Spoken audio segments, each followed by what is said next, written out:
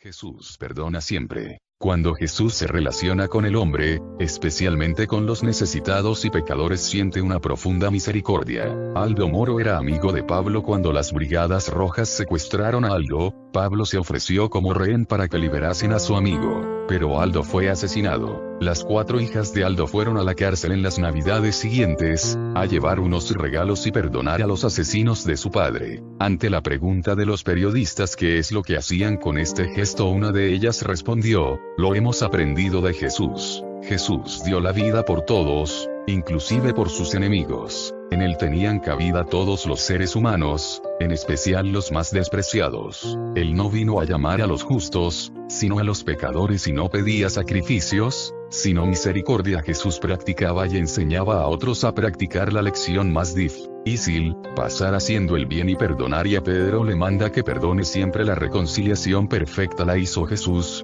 Él es el único mediador entre Dios y los seres humanos. Él murió por todos, para que ya no vivan para sí los que viven, sino para aquel que murió y resucitó por ellos, a quien no conoció pecado, le hizo pecado por nosotros. Cristo nos ha reconciliado con Dios por medio de la cruz, destruyendo en sí mismo la enemistad. Por él tenemos acceso al Padre en un mismo espíritu. Jesús excusa y perdona a sus enemigos, y así se lo pide al Padre: Padre, perdónalos, porque no saben o qué hacen. Hasta ese punto llegó el perdón de Jesús. Jesús no se dejó vencer por el mal, sino que venció al mal con el bien. Dice San Juan Crisóstomo: en las guerras se considera vencido al que cae, pero entre nosotros la victoria consiste en eso mismo. Nunca vencemos cuando nos portamos mal, sino cuando soportamos el mal con paciencia. La victoria más bella consiste en vencer con nuestra paciencia a los que nos hacen daño. Jesús no fue enviado por su Padre como juez, sino como Salvador. Él nos revela que Dios es un Padre que tiene su gozo en perdonar y cuya voluntad es que nada se pierda.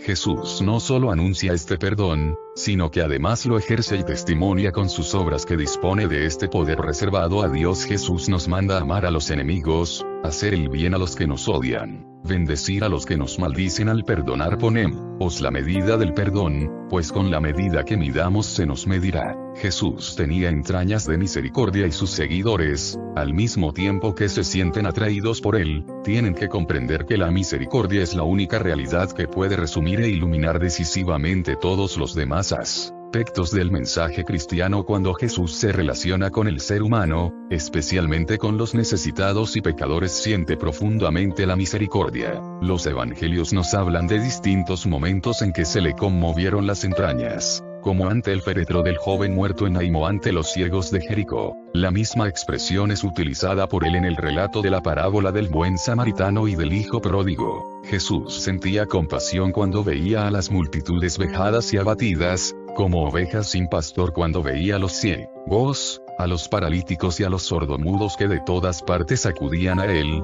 cuando se daba cuenta de que las personas que le habían seguido durante días estaban fatigadas y hambrientas. Hay parábolas en las que habla del perdón. Un fariseo invitó a Jesús a comer con él. Jesús entró en su casa y se sentó a la mesa.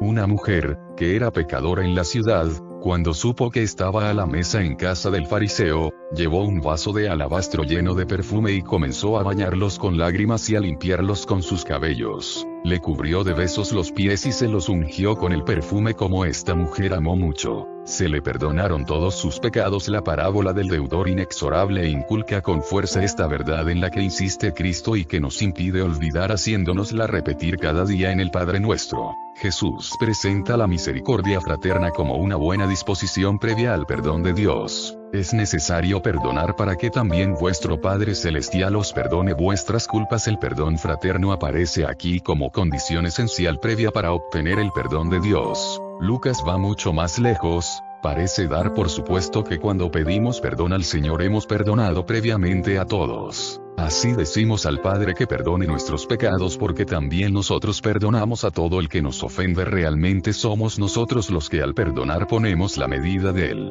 perdón, pues con la misma medida que midamos, se nos medirá, y hay que usar una buena medida para excusar los pecados de cada día, esos que van carcomiendo toda clase de amor. Este muere, a menudo, por las continuas desatenciones, olvidos, genio, egoísmo, San Pablo presenta el perdón como una consecuencia del perdón divino e invita a perdonar, a ser benignos y misericordiosos y a que la puesta del sol nos sorprenda en el enojo. Pedro pone como norma de conducta el no devolver mal por mal ni insulto por insulto. Antes, al contrario, manda bendecir y amar siempre. La reconciliación depende de cada persona, cada uno es libre para aceptarla o rehusarla, pero la reconciliación es, sobre todo, obra de Dios. Él es el que realiza su obra, ensalza a los humildes y rebaja a los soberbios. Quien perdona deja las ofensas atrás, apunta hacia nuevos horizontes, soslaya lo sucedido y propone una nueva relación al ofensor. Le saluda Osvaldo. Jesús perdona siempre.